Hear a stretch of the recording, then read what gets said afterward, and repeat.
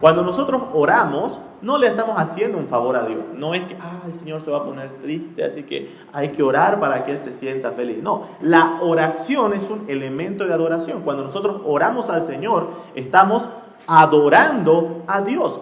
Y la palabra del Señor enfáticamente remarca que los hijos de Dios debemos orar y ocuparnos en la oración diligentemente, con perseverancia. Y como estamos hablando de que la oración es un elemento de adoración, Dios regula en su palabra cómo debemos orar.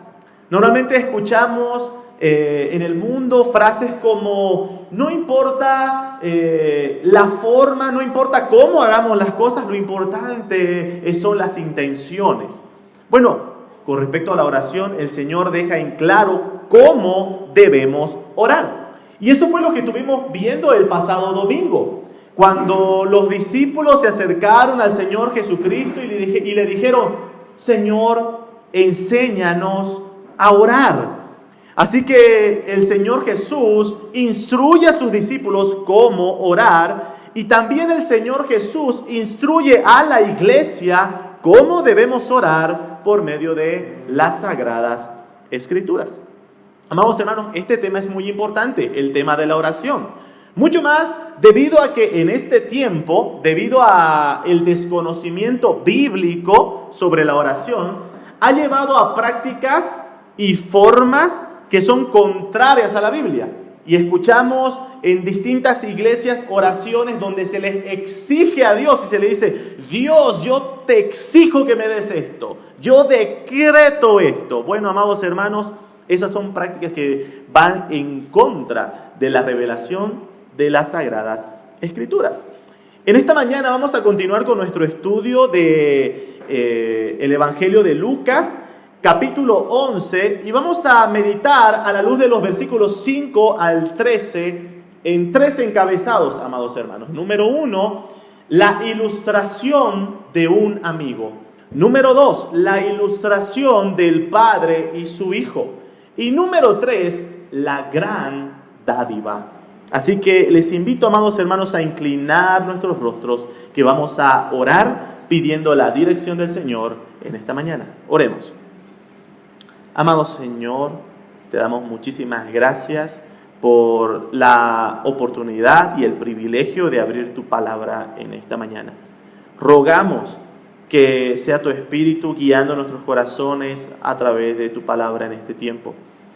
Usa a este siervo falible para poder ser un expositor fiel de tu palabra con temor y reverencia, como también a mis amados hermanos que van a estar escuchando, que puedan escuchar la palabra igual con un sentir de temor y reverencia, sabiendo que las palabras que estaremos escuchando en esta mañana son palabras tuyas, palabras del Rey de Reyes. Amado Señor, habla a nuestros corazones, rogamos esto y oramos en el nombre de nuestro Señor Jesucristo. Amén. Muy bien, amados hermanos, vamos a nuestro texto, Lucas capítulo 11, y vamos a ir viendo esta instrucción del Señor Jesús. Luego de que el Señor Jesucristo instruyó a sus discípulos cómo orar a través de aquel modelo de oración conocido como el Padre Nuestro, que estuvimos meditando el pasado domingo, el Señor Jesús va a continuar esta instrucción sobre la pregunta de el pedido de sus discípulos de enséñanos a orar. Pero esta vez el Señor Jesús va a usar algo muy habitual en sus enseñanzas, que es el uso de parábolas o ilustraciones. Las parábolas son relatos breves haciendo uso de elementos de la vida cotidiana para enseñar lecciones espirituales. Y el Señor Jesús va a usar elementos cotidianos para enseñarnos sobre la oración. Y va a hacer uso de 2 parábolas breves, 2 ilustraciones breves que nos van a enseñar elementos importantes de la oración. La primera parábola o ilustración que veremos es la parábola o ilustración del amigo. Vamos a leer versículos 5 al 9. Les dijo también: ¿quién de vosotros, que tenga un amigo, va a él a medianoche y le dice: amigo, préstame 3 panes, porque un amigo mío ha venido a mí de viaje y no tengo que ponerle delante. Y aquel, respondiendo desde adentro, le dice: no me molestes, la puerta ya está cerrada y mis niños están conmigo en cama, no puedo levantarme y dártelos. Os digo que aunque no se levante a dárselos, por ser su amigo, sin embargo, por su importunidad se levantará y le dará todo lo que necesite. Y yo os digo: pedid y se os dará, buscad y hallaréis, llamad y se os abrirá. Algunos elementos a considerar en esta primera ilustración. El Señor hace énfasis en que la persona que se acerca es un amigo. No es cualquier persona, no es un desconocido, es alguien cercano, alguien íntimo. Esto se refuerza porque el hecho de que sea su amigo es una razón fundamental por la que el hombre no lo echa, sino que le abre las puertas. Por eso el versículo 8 dice: por ser su amigo, le dará todo lo que necesite. ¿No? Así que el hecho de esa cercanía e intimidad es algo importante que el Señor Jesús quiere mostrar en esta primera ilustración. Cuando nosotros vemos Juan capítulo 15, versículo 15, vemos la importancia de este concepto que el Señor Jesús está diciendo sobre el amigo. Juan capítulo 15, versículo 15. Ya nos llamaré siervos, porque el siervo no sabe lo que hace su Señor, pero os he llamado amigos, porque todas las cosas que oí de mi Padre os las he dado a conocer. El Señor Jesús quiere mostrar que la importancia de que es un amigo se refiere a aquella cercanía e intimidad que tiene esta persona que se acerca a medianoche. Amados hermanos, ¿esto qué nos señala con respecto a la oración? Nos señala en primer lugar que la oración es un privilegio para aquellos que son cercanos al Señor. Acompáñeme al Salmo 145. Salmo 145. Salmo 145, versículos 18 al 20. Cercano está Jehová a todos los que le invocan. Uno podría decir ahí: está diciendo a todos, pero escuchen la explicación final: a todos los que le invocan de veras. De veras. Cumplirá el deseo de los que le temen. Oirá asimismo el clamor de ellos y los salvará. Jehová guarda a todos los que le aman, pero destruirá a todos los impíos. Amados hermanos, hay una clara distinción. No es que Dios escucha todas las oraciones. No, amados hermanos, Dios no escucha todas las oraciones. La oración es un privilegio de aquellos que son cercanos a Jehová. La oración es un privilegio de aquellos que le aman, de aquellos que le temen. En conclusión, la oración es un privilegio de los hijos de Dios. La Escritura describe la oración como una señal de comunión e intimidad. Esto se ve bastante claro cuando, en lo contrario, el Señor muestra que no escucha las oraciones que están interrumpidas por el pecado. ¿Por qué? Porque la oración es una muestra de comunión e intimidad. Proverbios 28:9 señala: el que aparta su oído para no oír la ley, su oración también es abominable. Así que, hermanos, cuando nosotros nos preguntamos: ¿será que Dios escucha todas las oraciones? Aquí el proverbio está diciendo que hay oraciones que son abominables para Dios. Proverbios 15:29. Jehová está lejos de los impíos, pero Él oye la oración de los justos. Amados hermanos, la oración es un privilegio que le corresponde a los hijos de Dios, a los justos, a aquellos que han sido justificados por medio de la fe en el Señor Jesucristo. Uno de los versículos más claros que muestra esta distinción es Juan capítulo 9, versículo 31. Juan capítulo 9, versículo 31 dice: y sabemos que Dios no oye a los pecadores, pero si alguno es temeroso de Dios y hace su voluntad, a ese oye. Así que, amados hermanos, esta primera ilustración que nos muestra a este amigo que se acerca a medianoche nos deja en claro que hay una cercanía, que Dios está presto a escuchar las oraciones de aquellos que son cercanos, íntimos con Dios. Y aquellos que son cercanos e íntimos con Dios son sus hijos, son los hijos de Dios, los justos, aquellos que son temerosos de Dios y hacen la voluntad de Dios, porque han sido salvados y justificados por el Señor Jesucristo. Debemos hacernos la siguiente pregunta: ¿por qué la oración es exclusiva de los hijos de Dios? ¿Por qué Dios hace esa distinción? ¿Por qué Dios no escucha la oración de todos? ¿Por qué es algo exclusivo? En primer lugar, porque la oración que llega al Padre es aquella que es mediada por Jesucristo. Nosotros no nos acercamos a Dios de forma directa, sino que nos acercamos a Dios mediados por Jesucristo. Juan capítulo 14, versículo 13. El Evangelio de Juan capítulo 14, versículo 13. Más adelante vamos a volver a ver este pasaje también. Dice: y todo lo que pidieres al Padre en mi nombre, dice el Señor Jesús, lo haré, para que el Padre sea glorificado en el Hijo. Así que decir en el nombre de Jesús, amados hermanos, no es una fórmula mágica. Normalmente nosotros escuchamos la forma en la que se ora, ¿verdad? Y vemos que es común que se usa la frase al final: en el nombre de Jesús. Bueno, amados hermanos, esa no es una fórmula mágica por la cual decir esa frase ya hace que Dios escuche esa oración.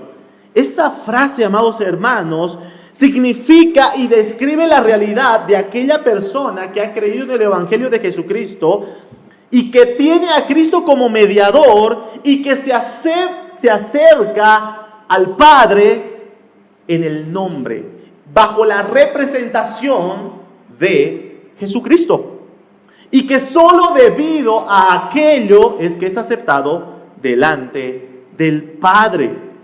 Amados hermanos, Dios acepta nuestras oraciones en base a los méritos de Cristo, solamente. Y eso significa orar en el nombre de Jesús. No es solamente decir la palabra en nuestras palabras, ¿no? Orar en el nombre de Jesús, amén. No.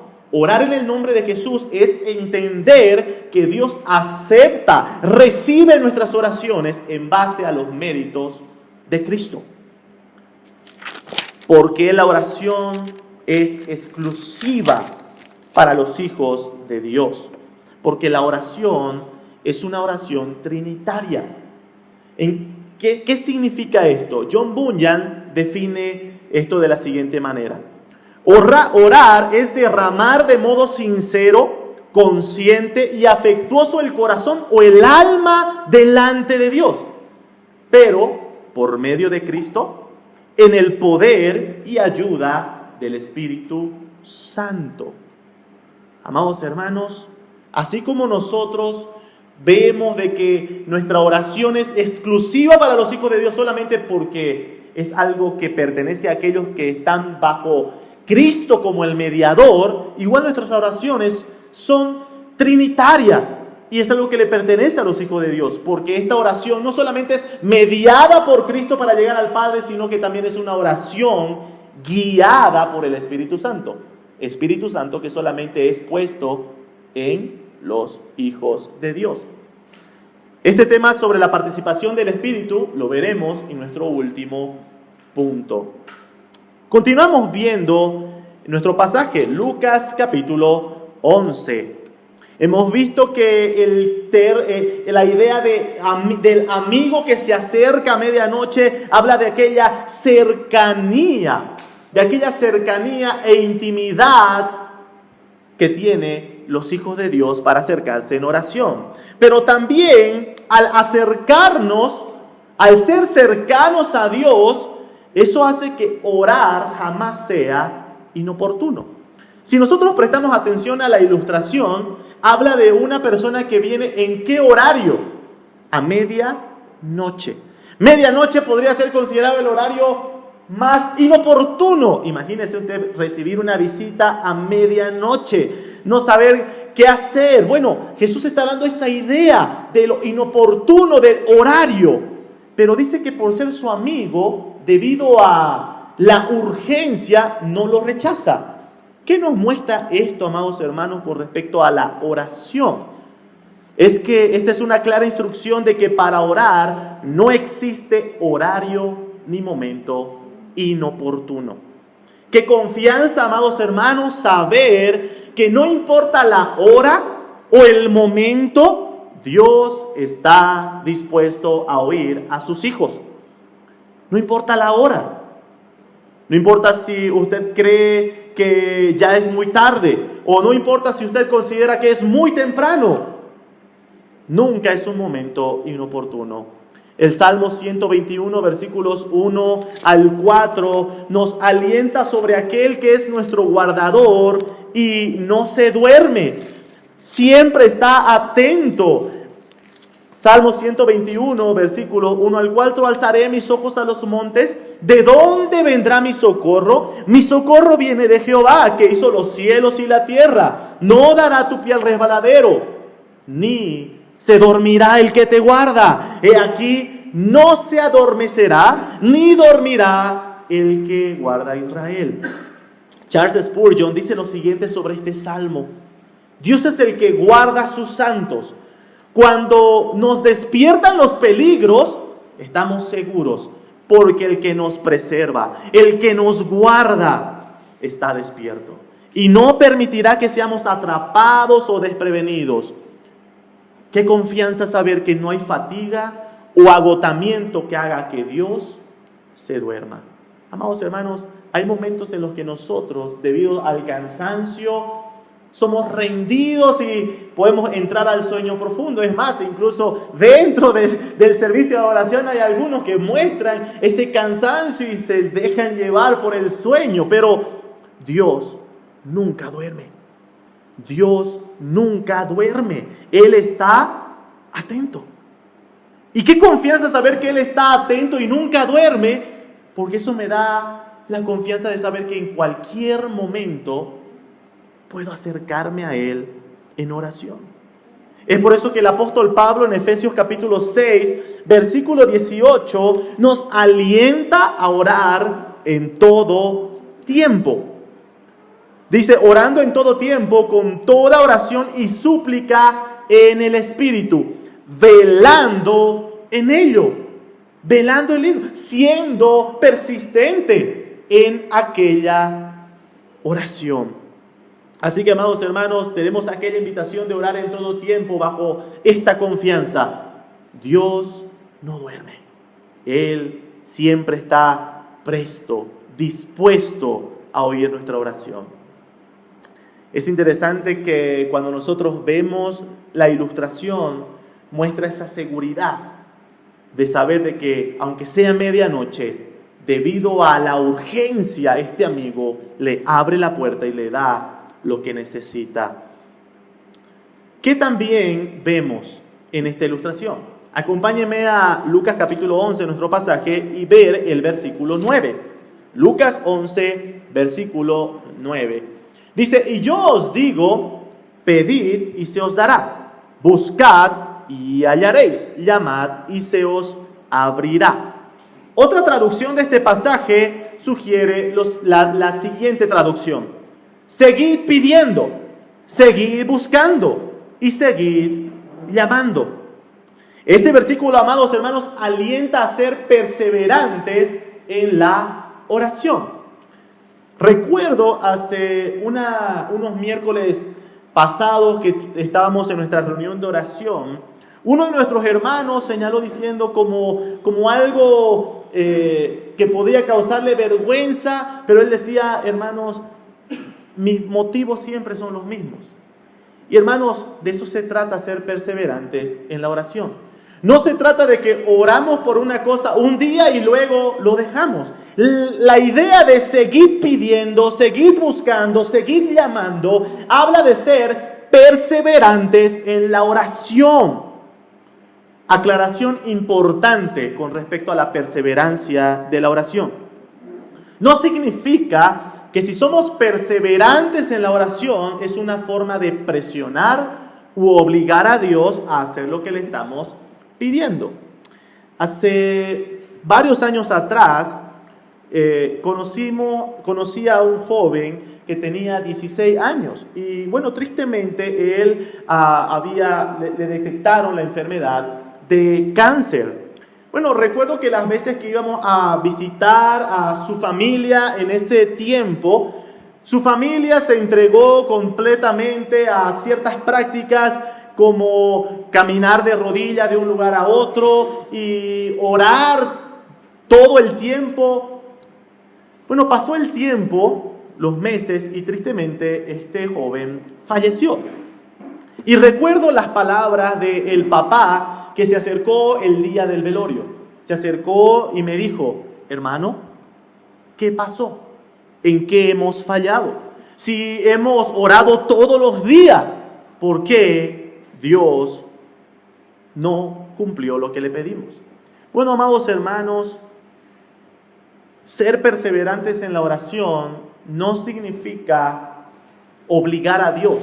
No es presionar a Dios para que haga lo que le estamos pidiendo. Jonathan Edwards da 2 razones por las que deberíamos perseverar en la oración desde una perspectiva bíblica. Dice, la primera, porque la oración es el reconocimiento de nuestra dependencia de Él, de su poder y de su misericordia. Amado hermano, hermana, cuando usted es perseverante en la oración, usted está reconociendo que su vida depende completa y enteramente en Dios. Cuando usted ora perseverantemente, cuando usted constantemente está en oración, es una muestra de su total dependencia a Dios. Saber de que nosotros no podemos hacer nada fuera de Él. Así que esa es la primera razón que dice Jonathan Edwards, por la cual nosotros debemos perseverar en la oración. Segunda razón, porque por medio de la oración Dios prepara y forma el corazón de sus hijos. Quiero que me acompañen a ir en nuestras Biblias al pasaje que estuvimos cantando en Filipenses capítulo 4. Filipenses capítulo 4, versículos 6 y 7. Filipenses capítulo 4, versículos 6 y 7 dice: por nada estéis afanosos, si no sean conocidas vuestras peticiones delante de Dios en toda oración y ruego con acción de gracias. El versículo 6 es una clara invitación a orar. Es una clara invitación a pedir al Señor. Pero es interesante que el versículo 7 muestra el resultado de esa oración, pero no como un resultado de una respuesta inmediata a aquello que le pedimos, sino que leamos el versículo 7. Y la paz de Dios, que sobrepasa todo entendimiento, guardará vuestros corazones y vuestros pensamientos en Cristo Jesús. Amados hermanos, ¿por qué debemos perseverar en la oración? Porque por medio de la oración Dios forma nuestro corazón. Dios guarda nuestro corazón. Así que, amados hermanos, 2 razones por las que debemos perseverar en la oración. Número 1, dijimos, porque la oración es el reconocimiento de nuestra dependencia a Él. Y número 2, la segunda razón, porque por medio de la oración Dios prepara y forma el corazón de sus hijos. Así que pasamos a nuestro segundo punto, la ilustración del Padre y su Hijo. Volvemos a nuestro pasaje en Lucas capítulo 11. Lucas capítulo 11, versículo 10 en adelante. Porque todo aquel que pide, recibe. Y el que busca, halla. Y al que llama, se le abrirá. ¿Qué padre de vosotros, si su hijo le pide pan, le dará una piedra? ¿O si pescado en lugar de pescado le dará una serpiente? ¿O si le pide un huevo, le dará un escorpión? La confusión existente sobre este versículo es grande.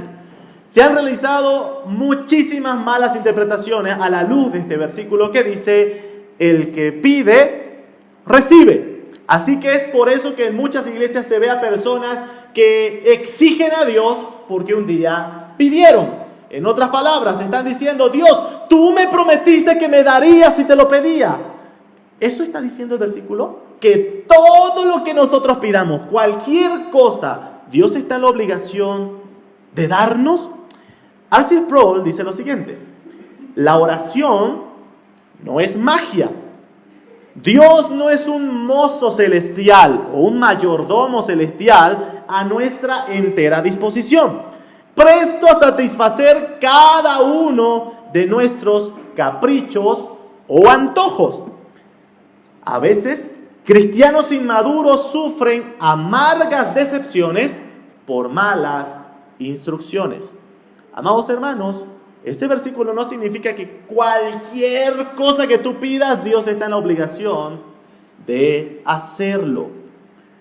Este versículo sí anima a que debemos pedir, pero nos muestra algo claro, que debemos pedir lo que es necesario. Eso nosotros lo vemos desde el modelo de oración en el Padre Nuestro. Cuando el Señor Jesús enseña cómo orar en el Padre Nuestro y habla específicamente sobre qué pedir, hace énfasis en el versículo 3 de Lucas 11, dice: el pan nuestro de cada día, dánoslo hoy. Está hablando de pedir algo necesario. Luego, cuando nosotros vemos la ilustración, nuevamente se hace el énfasis de cosas que son necesarias o legítimas. Por ejemplo, el hijo pidiendo pan, el hijo pidiendo pescado, alimento, el hijo pidiendo huevo, alimento. ¿Se dan cuenta el énfasis que quiere mostrar el Señor Jesús tanto en el modelo de oración como en esta ilustración? Es que es correcto pedir, pero debemos saber pedir lo necesario. Justamente, Santiago capítulo 4 habla sobre este asunto. Santiago capítulo 4, versículos 2 y 3. Dice: codiciáis y no tenéis, matáis y ardéis de envidia, y no podéis alcanzar. Combatís y lucháis, pero no tenéis lo que deseáis, porque no pedís. En primer lugar, el versículo 2, Santiago, haciendo referencia a la instrucción del Señor Jesús, dice que podemos pedir y debemos pedir. Es una exhortación a aquellas personas que no piden nada, que nunca consultan nada a Dios y que son autosuficientes desde su propia perspectiva. Bueno, Santiago está diciendo: pidan, tienen que pedir. Eso lo dice en el versículo 2. Pero hay varios detalles que nos muestran la conclusión a la que llega el versículo 3. De pedís y no recibís porque pedís mal, para gastar en vuestros deleites. Amados hermanos, así como los discípulos se acercaron al Señor Jesús y le dijeron: enséñanos a orar, cuán necesario sería que nosotros nos acercáramos al Señor y le dijéramos: Señor, enséñanos a pedir. Debemos aprender a pedir, porque según este pasaje, amados hermanos, ¿qué significa pedir mal? Bueno, cuando nosotros vemos las señales, las marcas que va mostrando Santiago, nos da una luz de a qué se refiere con pedir mal. Por ejemplo, versículo 2 habla de codicia, habla de arder de envidia, habla de deseos, y el versículo 3 habla de vuestros deleites. ¿Qué es pedir mal?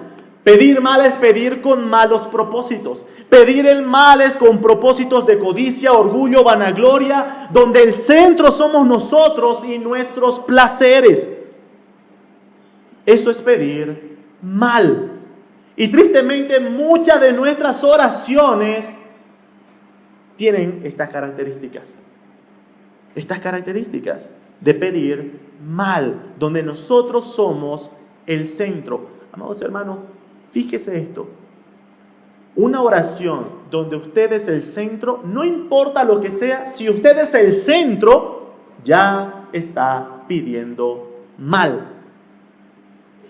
¿Cómo podemos orar conforme a un propósito acorde a la voluntad de Dios? Acompáñenme nuevamente al pasaje de Juan capítulo 14 que estuvimos leyendo anteriormente.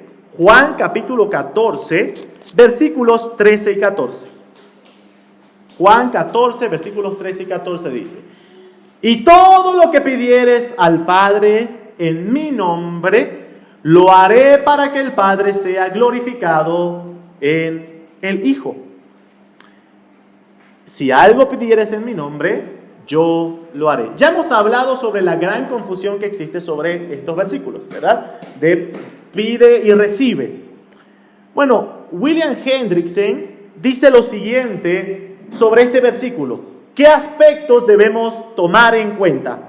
En primer lugar, el contexto en el que Jesús hace esta promesa. Por un lado, el Señor habla de orar con fe. Orar con fe en el nombre de Cristo. Y por otro lado, se refiere a la gloria del Padre.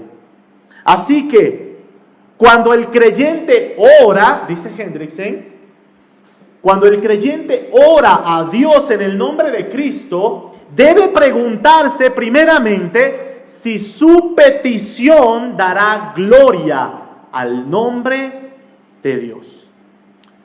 ¿Cómo evaluar si estoy pidiendo mal? ¿Cómo evaluar si estoy pidiendo conforme a la voluntad de Dios? Bueno, pedir mal dijimos que se resume en el propósito de la persona como el centro. Aquella oración donde nosotros somos el centro de todo. Pedir bien, pedir conforme a la voluntad de Dios es una oración que busca la gloria de Dios. La gloria de Dios. Un ejemplo, amados hermanos. Una persona postrada en enfermedad que pide legítimamente porque el Señor la sane. Pero, siguiendo el ejemplo de Cristo, dice que no se haga mi voluntad sino la tuya, para que tu nombre sea glorificado. Amados hermanos, eso es pedir rindiéndonos a la voluntad del Padre, a la voluntad de Dios, que su nombre sea glorificado. ¿Cómo sabemos nosotros, amados, que orar en el nombre de Cristo debe ser orar buscando la gloria del Padre? Porque la Escritura nos muestra claramente que el propósito de Cristo siempre es dar la gloria al Padre. Le voy a dar un ejemplo, amados hermanos. Hay ocasiones en las que mi hijo Tiago se acerca y me dice: mi mamá me dijo que me puedes prender la televisión. Cuando yo ya sé de antemano que hablamos con mi esposa y dijimos que no íbamos a hacer eso. ¿Cómo yo puedo estar seguro que lo que él me está pidiendo no es algo de acorde? No son las palabras de su mamá, porque yo la conozco, porque yo ya hablé con ella. Amados hermanos, orar en el nombre de Cristo tiene algo que ver con esto. Que cuando yo me acerco al Padre en oración en el nombre de Cristo, tengo que orar conforme a los propósitos que tiene Cristo en relación a su Padre. ¿Cuáles son los propósitos? ¿Cuál es el propósito que tiene Cristo con el Padre? Jesús lo dijo: yo no busco mi propia gloria, sino la gloria del Padre. Y el Padre busca la gloria del Hijo. Así que, amados hermanos, cuando oramos debemos aprender que nuestras oraciones cada vez más sean como las oraciones del Hijo amado. oraciones y propósitos que busquen la gloria del Padre. Queridos hermanos, Dios no escucha aquellas oraciones de hombres que buscan sus placeres egoístas. Debemos aprender a pedir, a orar. Continuamos con la ilustración del Padre y el Hijo. Hemos visto que hay una invitación a pedir lo necesario. Pero también esta ilustración del Padre que el Señor Jesús da, nos muestra la benevolencia del Padre. Porque el Señor Jesús enfatiza y dice, ningún padre en su sano juicio, si su hijo le pide pan, le va a dar piedra. O si pide pescado, le va a dar serpiente. ¿Qué es lo que está diciendo? Bueno, el Señor Jesús lo enfatiza en el versículo 13 cuando dice, si ustedes siendo malos dan buenas dádivas. ¿Qué es lo que quiere mostrar? La benevolencia del Padre. Dios, como buen Padre, sabe dar lo que verdaderamente necesitamos.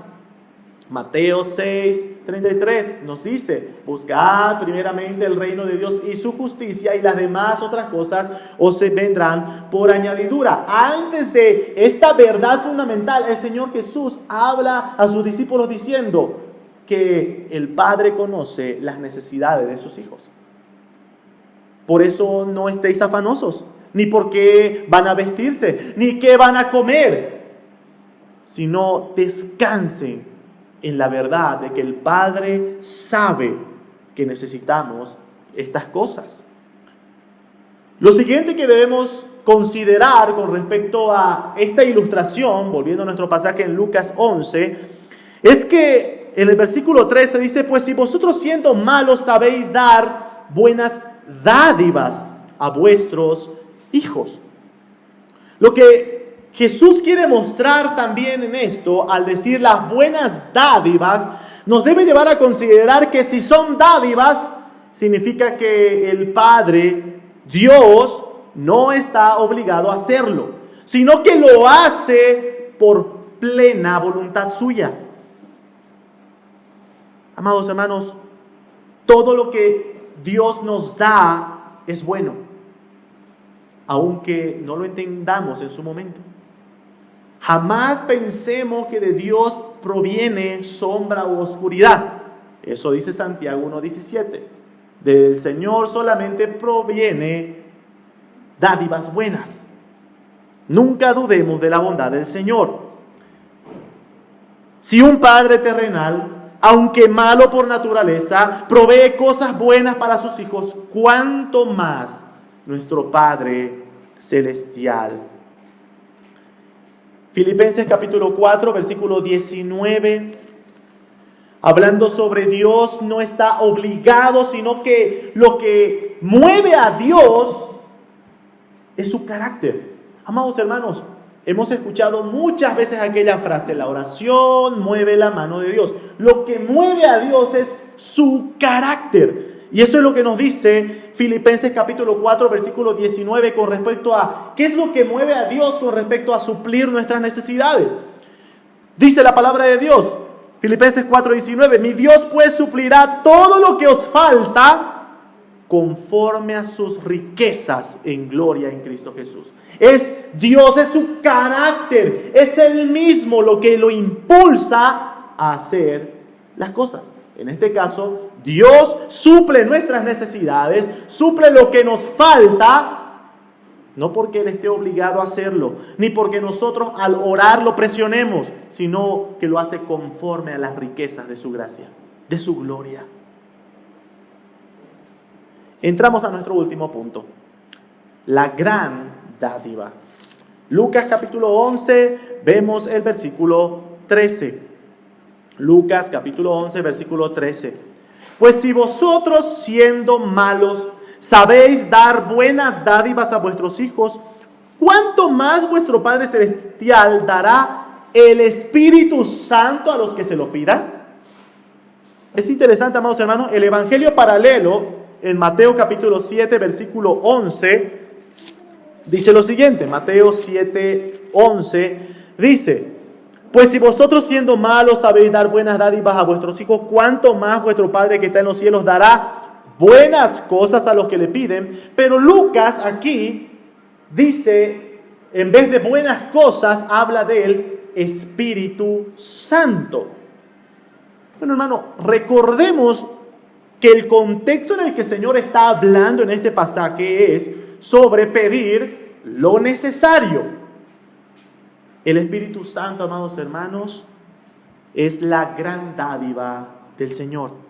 Es lo más necesario que el Señor nos podría dar para nuestro peregrinar en esta tierra.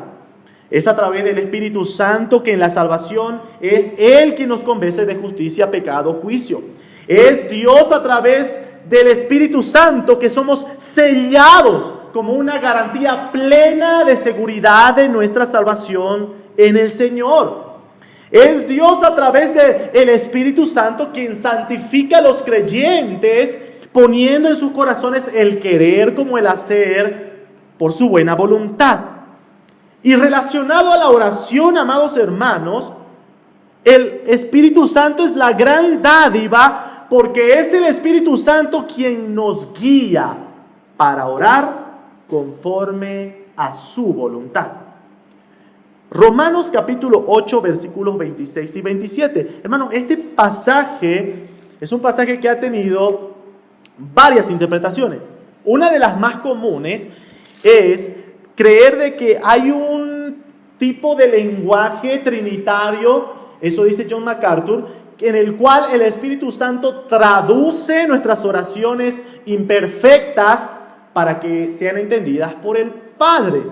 Leemos Romanos 8, dice, versículo 26, y de igual manera el Espíritu nos ayuda en nuestra debilidad, pues ¿qué hemos de pedir como conviene? No lo sabemos, pero el Espíritu mismo intercede por nosotros con gemidos indecibles, mas el que escudriña los corazones sabe cuál es la intención del Espíritu, porque conforme a la voluntad de Dios intercede por los santos. Con respecto a este pasaje, amados hermanos, me parece más acertado el comentario que realiza Matthew Henry. ¿Qué dice él sobre el significado de estos versículos? Dice, este versículo señala que por nuestra debilidad no sabemos pedir, pero es el Espíritu Santo quien nos guía, es el Espíritu Santo quien conoce lo profundo del Padre y nos guía para que podamos pedir conforme a la voluntad de Dios. Amados hermanos, cuando nosotros hablamos de la obra del Espíritu Santo en los creyentes, con respecto a la oración, si no fuera la obra del Espíritu Santo, nadie sabría qué pedir. Nadie sabría cómo pedir. Pero es la obra del Espíritu Santo, la gran dádiva que nos ha dado Dios, quien nos guía para que podamos pedir conforme a su voluntad. En esto consistía la promesa del Señor Jesús sobre la obra del Espíritu Santo en Juan capítulo 16, versículos 13 al 15. Juan 16, verso 13 al 15. Dice, pero cuando venga el Espíritu de verdad, Él os guiará a toda la verdad, porque no hablará por su propia cuenta, sino que hablará todo lo que oyere y os hará saber las cosas que habrán de venir. Y fíjense, hablando de lo que veíamos de pedir bien. Él me glorificará porque tomará de lo mío y os lo hará saber. Todo lo que tiene el Padre es mío, pero por eso dije que tomará de lo mío y os lo hará saber. Amados hermanos, es el Espíritu Santo, por medio de su palabra, que nos guía hacia el propósito de Dios, su propia gloria. Su propia gloria. Si no somos guiados por el Espíritu, si no oramos en Espíritu, guiados por el Espíritu, jamás, amados hermanos, vamos a poder orar con ese propósito eterno en el cual existió Dios desde toda la eternidad, que es su propia gloria. orar guiados por el Espíritu, guiados por esta gran dádiva, nos va a enseñar a que todas nuestras oraciones tengan este propósito: la gloria de Dios y no nosotros. La gloria de Dios y no nosotros. 1 Corintios capítulo 2, versículo 10. Último pasaje. 1 Corintios capítulo 2, versículo 10. Pero Dios nos las reveló a nosotros por el Espíritu, porque el Espíritu todo lo escudriña, aún lo profundo de Dios. ¿Cómo nosotros podemos tener la plena certeza de, en algún momento, aprender a orar conforme a la voluntad de Dios? Es que Dios nos ha dado la gran dádiva, el Espíritu, su Santo Espíritu.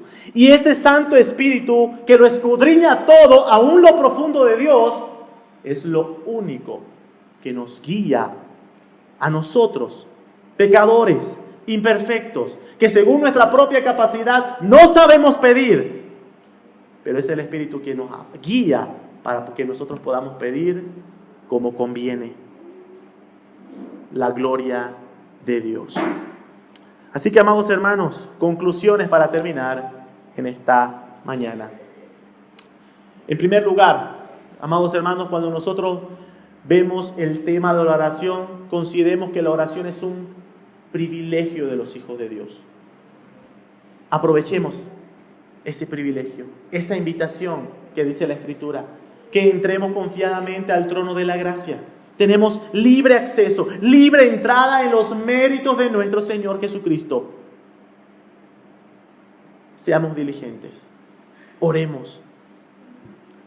Cuando vemos la ilustración del Señor Jesús, nos llama a que nosotros debemos orar mediados por Cristo, guiados por el Espíritu Santo, pero debemos orar también fervientemente y perseverantes en la oración. La perseverancia, como decíamos hermanos, la perseverancia no es poner en las cuerdas a Dios. La perseverancia en la oración no es obligarlo a que Él responda positivamente a nuestras peticiones, sino que orar perseverantemente, Dios obra en nuestro corazón, Dios transforma nuestro corazón, para que nosotros cada día podamos ir aprendiendo a orar conforme al propósito eterno de Dios, que es su propia gloria. Que el Señor nos ayude, amados hermanos, a que cuando aprendamos esto de la oración, seamos llevados a una convicción plena de orar sin cesar, orar en todo tiempo, sabiendo que el que nos manda a orar no se duerme, sino que está presto en todo momento para escuchar nuestras oraciones.